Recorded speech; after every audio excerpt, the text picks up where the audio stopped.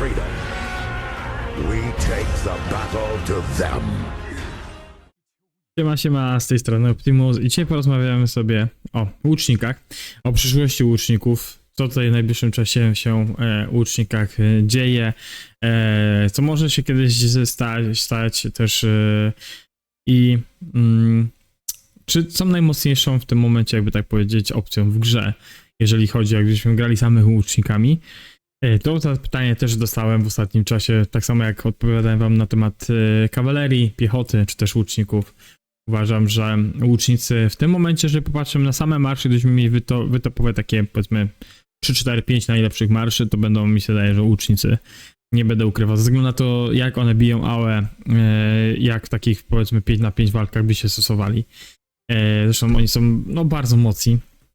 I teraz jak zobaczycie, no, Zydyl, Yang i Herman to jest meta. Bez dwóch zdań. Ashur Banipal czy z YSG to też może być już ten taki drugi mocny marsz łuczników. Wiadomo, była Boudica z Ashurem też jest niezła, ale myślę, że Ashur z YSG lub też Shadara z YSG jest naprawdę niezła. Zresztą nawet jakbyśmy tak złożyli, popatrzcie sobie, składamy z Delianga z Hermanem na przykład, nie? Boudikę z Ashurem i Shadarę z YSG, mamy 3 bardzo dobre marsze. Niektórzy by powiedzieli mi, wyrzuć Shadarę, wstać sobie Ashur Banipala z Nebu, a YSG do Boudiki. No ja powiem, że nie. Uważam, że Shadara jest bardzo dobrym dowódcą i ja sam się teraz zastanawiam, czy iść w Shadarę, czy iść w Ashura. Mi się wydaje, że pójdę bardziej w Ashura, bo też mi się lepiej go będzie zgrywało z artefaktem, jak będę grał w KVK. I ja patrzę w tą stronę, wtedy mógłbym sobie zagrać wtedy drugi marsz, na przykład Boudicca z YSG. Czemu nie? Boudica dalej jest moim zdaniem gdzieś tam tym trzecim marszem i jeszcze grywalna. Nebu mi się zdaje, że to już jest dowódca, który jest bardzo wolny i już on powinien sobie odpocząć. W porównaniu do YSG uważam, że YSG jest lepszy oczywiście tym buffie z muzeum jest dla mnie YSG jest lepszy niż Nebu. Zresztą statystyki niektórych graczy też mi to powielają.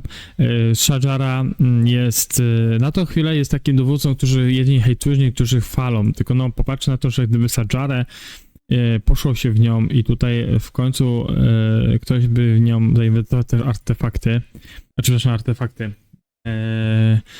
autarchię i wrzucił w to, co tutaj ona ma, w te dodatkowe jej, jakby tak powiedzieć, inskrypcje, no to możecie zobaczyć, że ten healing i te wszystkie opcje DPS-u są bardzo mocne, nie? I jeżeli coś takiego by tutaj kiedyś weszło w Shadarze i ktoś by zaczął to testować, no to kurde, no mi się zdaje, że to jest bardzo mocny dowódca, który będzie w przyszłości, jeżeli będzie dobrze ogarnięty, będzie potrafił być długo w fajcie, trzymać się w tym fajcie i jeszcze leczyć się, gdzie niektórzy twierdzą, że to leczenie jest słabo wygląda. No dobra, no ale wstaćmy coś do kupy, tak? Mamy najlepsze inskrypcje i tak dalej, kawalerii, piechoty i stawimy łuczników, którzy są na przykład takie właśnie podleczenie, mają inskrypcje, mają te talenty i naprawdę biją się. Powiedzmy w tym openie, ten openy bebale wiecie, że są długie, czasem jak dobrze się kontroluje marszu, można długo w openie wytrzymać, a ona się na przykład dalej podlecza i im dłuższy jest open, tym ona dłużej się trzyma w walce. Uważam, że ona jest naprawdę niezła w tym. Tym bardziej, że gracze, z którymi rozmawiałem, którą wymaksowali ją i testują ją na KVK właśnie z YSG lub też z Ashur Banipalem, są bardzo zadowoleni z raportów. Nie wiem, czy to wiecie, może na Imperiach to jest inaczej. Stwierdzą, że nie, Shadara jest słaba, bo Imperium, wiecie, tam się gra maksem i totalnie inaczej wygląda, ale wiem, że na mniejszych kadekach, gdzie grają, naprawdę wygląda ona nieźle, jeżeli chodzi o tych łuczników. Patrzę, co odklikałem akurat, więc no moim zdaniem ta Shadara jest opcją, którą się bardzo zastanawiam, no ale Ashur jest lepiej zrobiony, więc bardziej może się zasugeruje tym Ashurem, że jest lepiej rozwinięty żeby go wymaksować, jako właśnie tego drugiego dowódcę łuczników. Zresztą grałem Ashur YSG parę tam bali i naprawdę fajnie to wyglądało.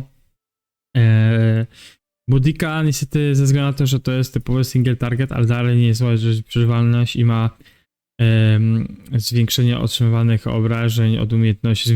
Tak, zwiększenie to też dodatkowo daje dodatkowy boost.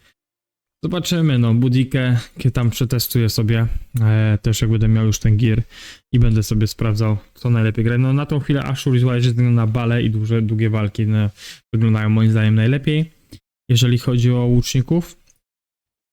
I ci łucznicy są naprawdę nieźli, jeżeli chodzi o open field. Teraz przejdźmy do wersji rally, czy też garnizonu. Rally, nie ukrywajmy, Ashurbanipal to jest jeden z lepszych dowódców rally, razem z Henrym.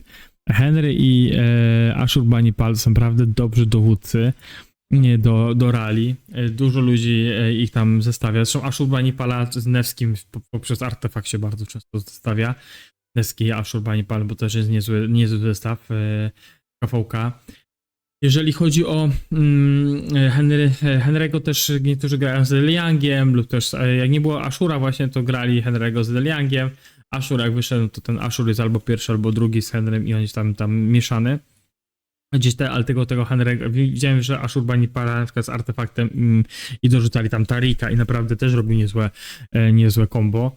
I też ładnie to wyglądało w zestawieniu tych dwóch dowódców, łuczników i piechoty.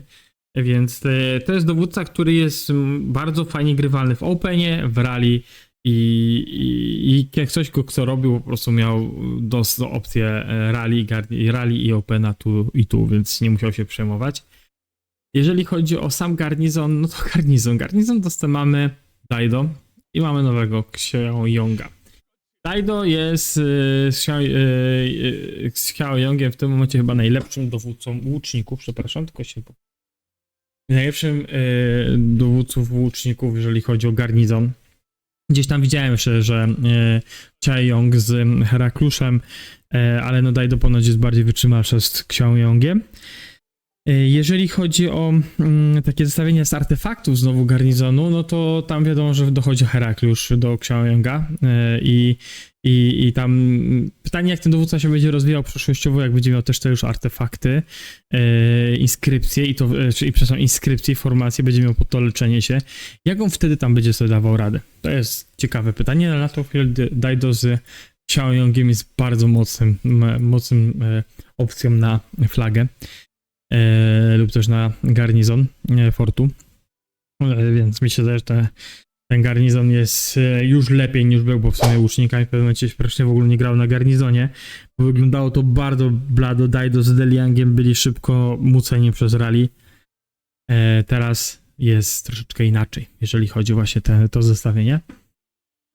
Jeżeli chodzi znowu KVK1, KVK2 łuczników, no to mamy tam Totema, który jest dalej z Ethelfledem, widziałem grywalny, też Totem był z YSG grywalny w KVK1, więc jeżeli ktoś jest spenderem i chciał iść w łuczników, no to Totem z YSG mogą zrobić naprawdę niezłą muckę, czy tam nawet jakieś kombosy z Ethelfledem albo z Kusunokim.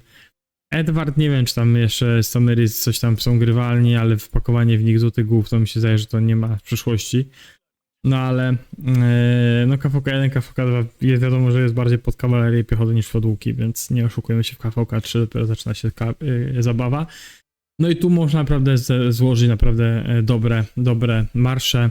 Artemisia, która jest tutaj, dostała niedawno też buffa w muzeum, więc to jest kolejny plus dla starego dowódcy, jakim jest Artemisia. Kiedyś była naprawdę tak jak Xiaoyong lub też Guan Yu w mocnej mecie, więc tyle ode mnie. Dzięki wielkie, że jesteście, dzięki wielkie, że wspieracie kanał. Subujcie, lajkujcie, pchajmy to przez cały czas do przodu. Do zobaczyska. Ejo.